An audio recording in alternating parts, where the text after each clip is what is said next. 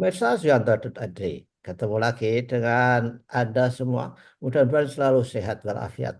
Jangan lupa klik subscribe supaya Anda selalu mendapatkan video dari channel Suyanto.id, sebuah channel untuk berbagi pengetahuan dan belajar sepanjang hayat. Apa yang akan kita bicarakan kali ini? Kali ini ada di episode kedua dari narasumber yang dari golongan muda, yaitu Mas Iman Zainul Hairi. Dan Janatul Hairi. ya, maaf, Mas Iman Zanatul Hairi. Ya, sekali lagi ini Mas Iman Zanatul Hairi. Beliau adalah koordinator Kabid Advokasi dari Perhimpunan Pendidikan dan Guru. Nah, luar biasa. Beliau adalah Halo, eh, memiliki kepedulian yang luar biasa terhadap guru. Nah, apa yang kita bicarakan di episode 2 ini, kita akan melihat bagaimana pengalaman Mas Iman ini, eh, apa saja yang ditemui di dunia pendidikan, guru, sekolah, yang bisa dibahas di sini sehingga bisa menjadi masukan kepada Menteri baru kita. Assalamualaikum warahmatullahi wabarakatuh, Mas Iman. Waalaikumsalam warahmatullahi wabarakatuh. Salam sehat selalu, Pak Suyanto. Ya, ya, ya, ya, ya. Ya Pak. Saya juga Suyanto loh ya, bukan Suyatno loh ya. Kita saling keliru menyebut. Sama, Ini sama, akibat, ini akibat kita nggak pernah ketemu secara fisik, tapi kita ketemu di dunia maya. Ya, nggak apa-apa lah, dunia modern. Nah, ini Mas, eh, Mas Iman ya, kita kan salingan ini, move. Jadi kan bukan dari rumah, saya dari hotel ini, Art Hotel, yang dulunya Century di sebelah kantor Dikbud ini. Apa Mas? Kira-kira yang layak untuk disampaikan ke Mas Menteri mengenai keluh kesah guru atau keluh kesah kepala sekolah dan sebagainya supaya menjadi masukan ya. Mas Iman. Oke, baik. Terima kasih, Pak Suyanto yang saya hormati. Betul sekali. Kami memang menaruh harapan baru terhadap Menteri yang baru, Pak Abdul Mukti atau biasa disapa Pak AB ya. Makanya rekomendasi kami yang pertama kali dari P2G itu adalah men-take down, menurunkan dan menghapus merek dagang Merdeka Belajar dan jargonnya. Dan alhamdulillah itu sudah terjadi Pak Suwanto.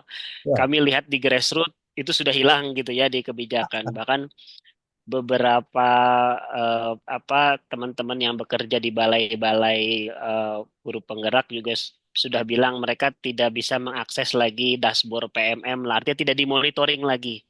Artinya sudah kembali ke semula gitu ya. Jadi Hmm. orang belajar itu jangan dimonitoring seperti itu, digoyo-goyo tiap hari. Nah, itu yang pertama kami. Kami ingin merek-merek itu dihilangkan karena merek-merek itulah yang membuat bingung. Selain daripada dari sisi yuridis ya, tata hukumnya itu tidak tertib gitu. Nah, jadi itu yang pertama dari P2G ya, yang kami harap itu terjadi. Lalu kemudian yang kedua, tetap saja kita ingin ada peningkatan kualitas dari anak-anak kita. Sebetulnya ukurannya ada banyak ya, ada lewat ANBK, ada lewat PISA. Tapi sejauh ini kita masih percaya PISA karena kalau dibandingkan ANBK yang dari sisi kebijakan tuh mohon maaf datanya seperti dikontrol gitu ya. Kita beberapa tahun itu tidak bisa akses dan baru kemarin bisa diakses beberapa bulan lalu. Akhirnya dibuka datanya. Ya, itu yang kita harapkan ternyata terjadi di akhir-akhir masa jabatan gitu. Sehingga ya tentu saja kita bisa bersaing yang dasar-dasar lah seperti numerasi dan literasi. Dan ini berkorelasi dengan harapan kita bahwa pendidikan itu jangan lupa fokus di tingkat dasar ya. Karena itu akan merepotkan kita misalkan guru-guru SMA. Yang ketiga mengenai guru ya, yang mendesak adalah rekrutmen guru P3K diselesaikan lah supaya tidak ada sisa lagi. Lalu kemudian coba dirumuskan bagaimana caranya janji kampanye Pak Prabowo Gibran ya tentang 2 juta untuk guru dan juga upah minimum guru ini bisa beresonansi dengan kebijakan Pak Abdul Mukti meskipun kami sadar itu berat karena kan harus koordinasi dengan Kemendikbud Tristek yang dulu bersatu, lalu dipisah jadi 3, lalu juga harus berkoordinasi dengan Kementerian Keuangan dan lain sebagainya. Tapi kami yakin kalau niatnya baik pasti bisa didorong gitu. Lalu kemudian berkaitan dengan guru, kami kalau dari P2G itu menyebutnya 5 pilar ya, 5 pilar tata kelola guru. Sederhana, itu yang pertama adalah kompetensi, yang kedua adalah kesejahteraan, dan yang ketiga adalah soal apa namanya soal tat, kiner apa namanya sorry Kata ya kalau itulah ya ada tata kelola lah ada tata kelola guru itu ada 5 gitu. Maaf saya agak lupa kemarin udah saya tulis. Nah di antara 5 itu saya kira tetap ya fokus utamanya ada di apa namanya ada di kesejahteraan. Sebentar. ya, ya mungkin uh, Hmm. kesehatan dan perlindungan mungkin Mas, yang Ya, kesejahteraan, perlindungan, apa namanya tadi kompetensi dan juga distribusi ya tadi lupa distribusi. Karena keempat soal itu saya kira saling berkaitan ya. Makanya kami menyebutnya pilar tata kelola guru gitu. Jadi ya kita ingin gurunya berkualitas, nah itu dilatih. Nah di masa lalu kan dilatihnya namanya program guru penggerak. Kebetulan di dalam program guru penggerak eh, kemarin kami baru selesai RDPU Pak Suyanto ya, dan kami berkoalisi ya artinya bukan cuma P2G Perhimpunan Pendidikan dan Guru ada Sekolah Institut, sekolah-sekolah adat, ada dari Gernas Tastaka, ada dari FGII, ada dari lembaga-lembaga lain sangat sangat banyak sekali. Nah, kita ini tergabung dalam koalisi dulu yang menolak RUU Sisdiknas. hmm, Nah, kita dipanggil untuk mengungkapkan. Nah, salah satu keresahan kita sama, salah satunya adalah program guru penggerak ini. Ketika saya menyampaikan di RDPU bahwa hapuskan program guru penggerak itu memang reaksinya luar biasa. hmm, Nah, padahal kami tidak menganulir pelatihan untuk guru karena bagaimanapun yang namanya pelatihan pasti ada impact-nya ya Pak ya, Pak Suyatno. Yang kami kritisi adalah tadi mereknya. Merek penggerak itu dihapus karena itu dimensi masalah sosiologisnya sangat tinggi. Ketika dilabeli guru penggerak di sekolah, ternyata mereka ini malah maaf dimusuhi gitu di sekolah. Karena apa? Karena dianggap berbeda. Jadi kalau dia penggerak berarti yang lain gak gerak dong. Nah hmm, ini sikap elitis apa sih namanya ya dampak elitis dari program seperti ini kami minta dihapus. ya, Artinya kalau dalam pelatihannya itu ada materi yang bagus, terdiferensiasi, kesadaran tentang tata kelola emosi guru terhadap anak misalkan ya, itu kan bagus ya hmm, Pak Suyanto. Ya boleh itu dilanjutkan, tapi jangan pakai label program penggerak lagi, karena itu menyebabkan masalah sosial. Karena harapannya eh, saat itu ya kebijakan di era Merdeka Belajar, guru penggerak ini menopang kurikulum Merdeka gitu. Sehingga kemudian dimasukkan guru yang dianggap bisa pro, lalu diberikan tiket supaya kepala sekolah.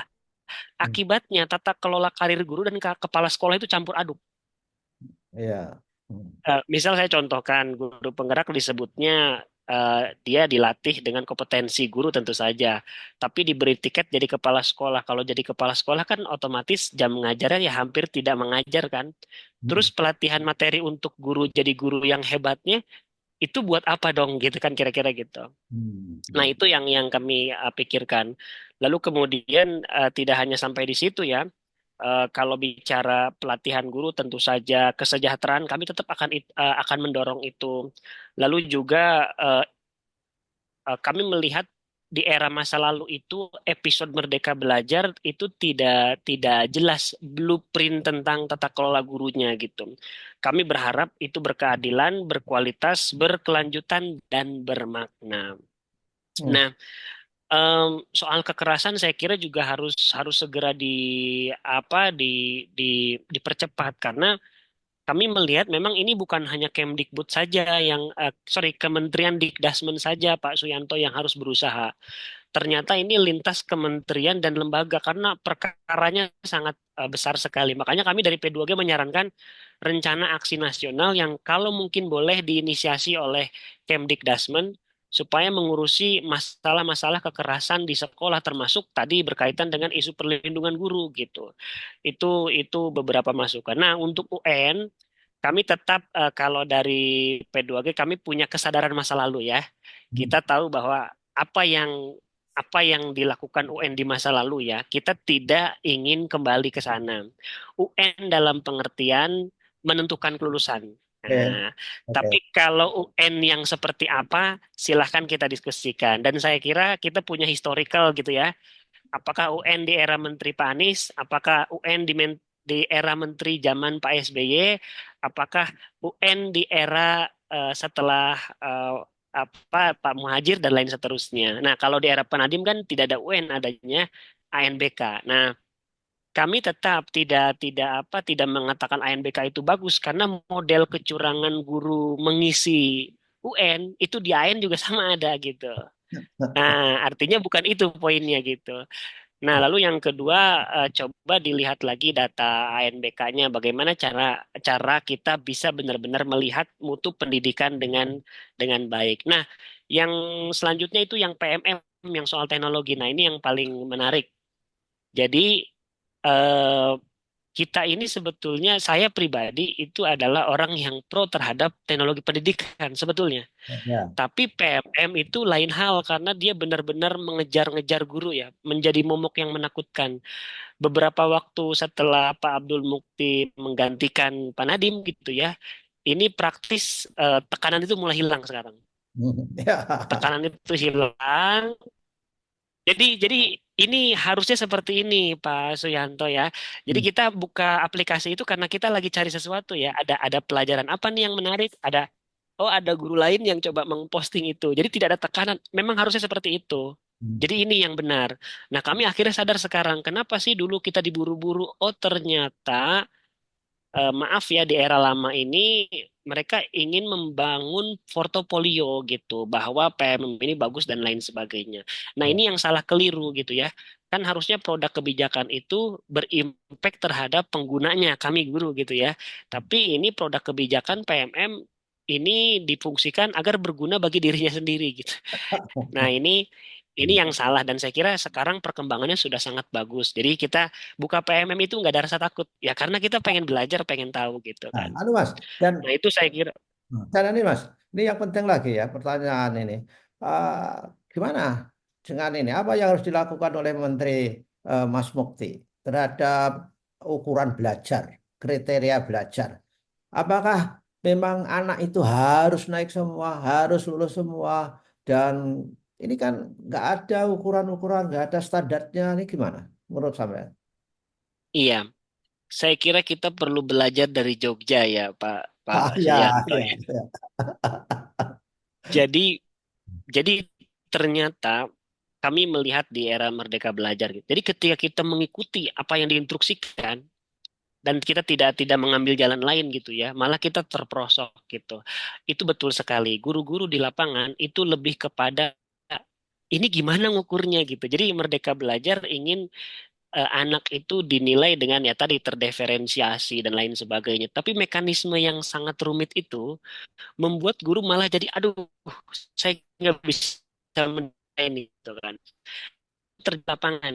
Belum lagi level dinas pendidikan dan lain sebagainya. Makanya kemudian kalau saya berpikir bahwa model pengetesan itu misalkan silahkan dilakukan. Nah, model AKM apakah itu sudah benar? Karena kalau kami dari P2G itu memang mengkritik ya kenapa dalam satu sekolah itu hanya 40 sampai 50 nggak satu angkatan dan lain sebagainya gitu. Jadi kita tidak punya ukuran pasti.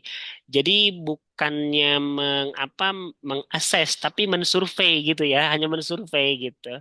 Tidak mengasesmen gitu. Saya Ya, kira betul di lapangan guru-guru itu nah, butuh banget ukuran. ya bingung. Jadi Ya, bingung-bingung sekali. Kan kurikulum Merdeka ketika pertama diterapin rapotnya belum ada, Pak Sehanto.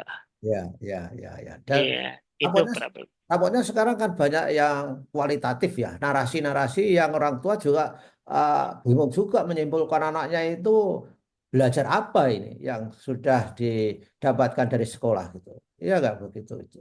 Betul, dengan narasi sebanyak itu, misalkan saya guru ngajar satu kelas 45, ngajar 5 kelas. Akhirnya Pak Suyanto yang kita lakukan, kita kopas-kopas aja Pak Suyanto. Kopas-kopas kalimatnya, terus kita ganti, terus kita minta bantuan AI kadang-kadang gitu. Jadi memang tidak tidak apa ya, tidak bermakna ya. Tadi itu soal beban kerja juga ya, karena gurunya mengajar banyak kelas. Jadi saya kira ukuran kita memang butuh, tetap butuh gitu. Cuman ukurannya seperti apa, yang penting prinsipnya tadi tidak menentukan kelulusan yang membuat Pak Suyanto lebih pengalaman ya bagaimana UN di zaman dulu sangat mengerikan. Yang penting kita tidak meniru itu gitu loh. Ya, ya, ya, ya. Baiklah. Baiklah, Mas. Saya kira ini merupakan suatu diskusi yang hikmahnya bisa diambil. Mudah-mudahan Pak Menteri baru bisa ada kesempatan mendengarkan ini. Sehingga kebijakannya bisa berterima di kalangan guru dan di grassroots. Terima kasih, Mas Iman. Dan selamat melakukan sesuatu katanya mau ke Bandung. Mudah-mudahan semuanya lancar ya. Oke, terima kasih. Wassalamualaikum warahmatullahi wabarakatuh. Waalaikumsalam warahmatullahi wabarakatuh.